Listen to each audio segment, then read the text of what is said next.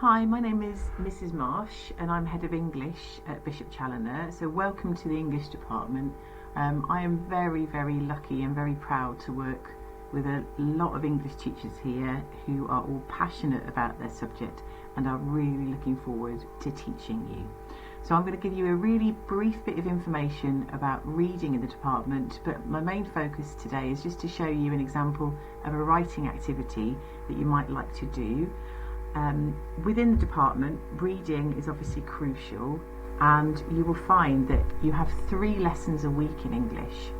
In 2 of those lessons, your teacher will be stopping work for around about 15 minutes to read a text with you. And we've got a whole range of really great novels that you're going to be exploring with your teacher alongside the work that we do in curriculum. So these are books that you're going to be reading for pleasure with your teacher, and we'll hope that throughout the year you'll obviously get through quite a range of those. So that's reading in the department. What we are going to focus on is writing. So whereas you do reading 2 out of the 3 lessons a week, every fortnight, again, we step away from whatever work you're currently doing and we look at writing. And we have writing challenges. So you have a whole lesson which is dedicated to a whole range of different writing challenges to really get you to think about your writing, to develop your writing, and to become brilliant writers. Now, these writing challenges are quite varied. So I'm going to take you through one today, and at different points you might like to do the activity, so you might want to pause the video and get a pen and paper, and then you can take part in some of these activities. So if you want to get your pen and paper, you could pause the video now. Right, on the left is a picture of a forest in autumn, and on the right is a picture of a forest in spring. Could you write down 5 differences between a forest in autumn and spring, and write down 5 adjectives you could use to describe each picture? And if you pause the video while you're doing that.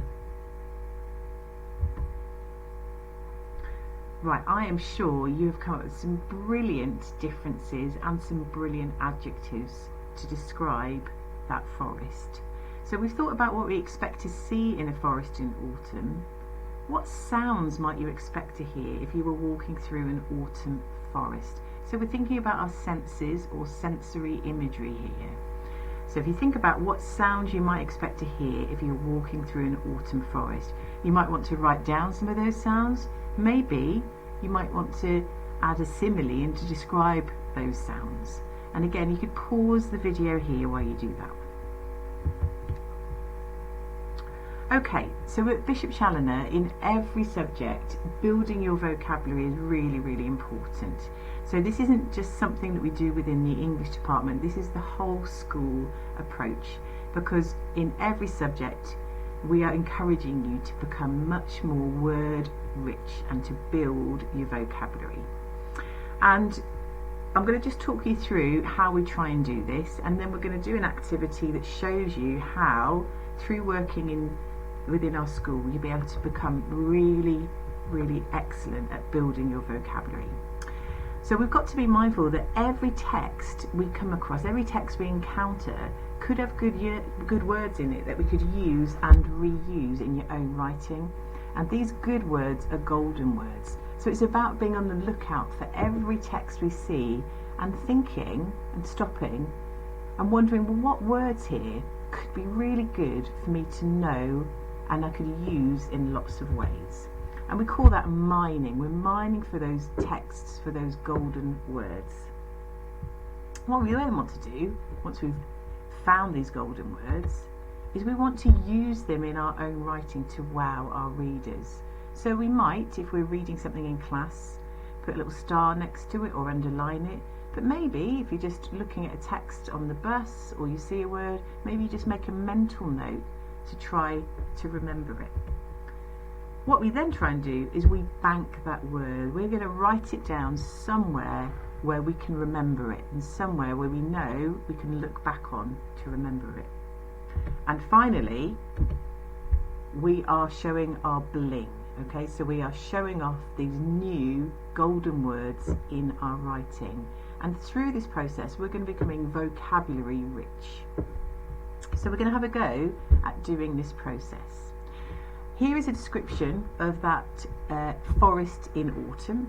Okay, as I'm reading through, maybe just note down on your paper which golden words could you dig out of this passage to use in your own writing, and try to pick words which you could use and reuse. I'm going to read it through, and then if you pause and maybe note down the words that you think these are golden words, it's a really good word that I think I could use and reuse over and over again to impress in my writing.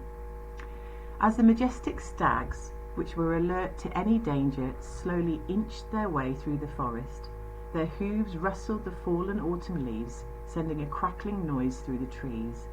Like toffee wrappers being opened by the fingers of greedy children, the gingerbread brown and honey yellow leaves caught the breeze and fluttered back and forth. The herd kept close and sniffed the air, raising their heads. The buck's antlers looked like the crown of an ancient king, noble and grand. The sharp bones jutted towards the golden canopy of leaves above. The dawn chorus of the birds filled the ears of the deer that seemed to echo through the branches and make the forest feel full of life. Squirrels scurried around the base of the trees, gathering nuts for the approaching winter.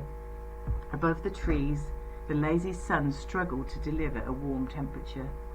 Like the animals in the forest below, it was ready to hibernate for the winter.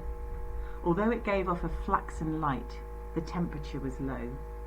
A fine mist began to make its way into the forest, and it shrouded what was left of the withering summer flowers. It clung to the grass and spurred the bucks onwards deeper into the forest. Okay, so maybe on your bit of paper you could pause the video and just note down which words here would you describe as golden words, which words leap out at you as being interesting words that you could potentially use and reuse.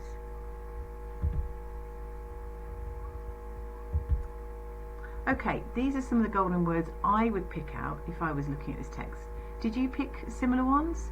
So I picked out majestic because that's a really interesting adjective that is unusual and it could be used in lots of different ways in our writing.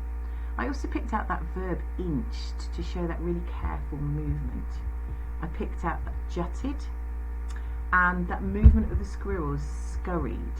So quite an unusual word. And I've picked out flaxen. So we've got that unusual adjective there. I picked out shrouded and withering. So you may well have picked out some of these. Maybe you've got some other ones as well, but those are ones that stand out to me, and I think these are golden words, and I could definitely use these and reuse these. So I'm highlighting those, I'm making sure I'm shining into those words and keeping a record of them. So let's just make sure we're clear what the ones I've picked mean, okay? So majestic is showing that impressive beauty or scale. We said inched is moving slowly or carefully. Jutted is sticking out. Scurried is that movement with short steps, it's a quick movement. We've got withering, so that decaying or loss of freshness. We've got flaxen, a really good adjective for a pale yellow colour, and shrouded, meaning to cover. So those are words that I think I could definitely bank and use in my own writing, okay? Now, our writing challenge is not to write about the forest in autumn, as I have done for you. Your writing challenge is to have a go at writing one paragraph describing this forest in spring. But which one of our banked words could we use to describe a forest in spring? If they really are golden words, then we could use and reuse these no matter what the picture. Now, if we think about the words that we've highlighted, I think that we could use majestic. I think we could use flaxen, that yellow colour, scurried for that quick movement, and inched for that slow movement. Now, there are three other words that we picked out that we think could be good golden words, but maybe they're not going to be so good for this piece of writing. And the three that I would question are jutted, withering, and shrouded. And maybe just pause for a moment and think, why not these 3 words?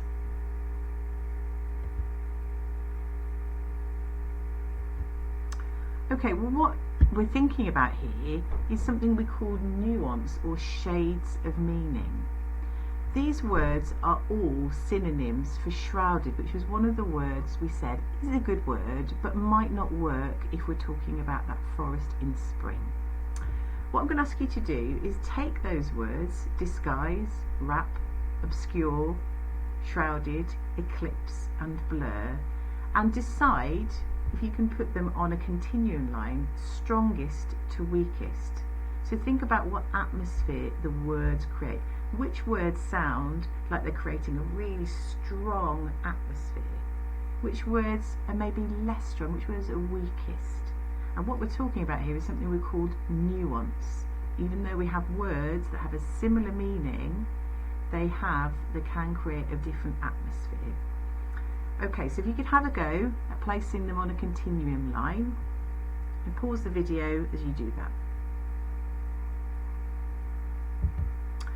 Okay, so this is my continuum line. I'm thinking about that word shrouded, meaning to wrap or cover. Now, I think shrouded is actually quite a strong word. I think it's creating this atmosphere that we associate with autumn, of perhaps leaves dying, of death and decay as we move further through the year. So I've put shrouded as my strongest word here, and I've picked obscure, eclipse, disguise, blur and wrap as my weakest. I don't think wrap creates that atmosphere of decay in the same way as the word shrouded or obscure does in our writing. Okay, so your writing challenge is to write 1 to 2 paragraphs describing this forest in spring, and these are the ingredients that you should have a go at including. So we should have sensory detail, make sure you do have sound in there as well as what you can see, a semicolon sentence, if we can, personification. We've got different colours there. Try and use that flaxen colour for the yellow colour that we talked about, and other vocabulary that we have mined from that text, and if you can, a simile. Okay, so we have a go now at writing those, and you can pause the video while you do that.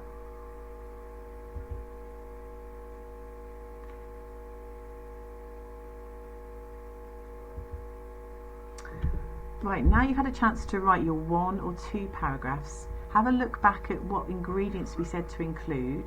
Could you maybe highlight and label the ingredients that you're given? Could you think about what worked well, what you were pleased with in your writing? Maybe think about what you'd like to do better next time in your own writing. Right, thank you for doing the challenge. I hope you enjoyed that, and as I say, we are very much looking forward to seeing you and teaching you in the very near future. Thank you.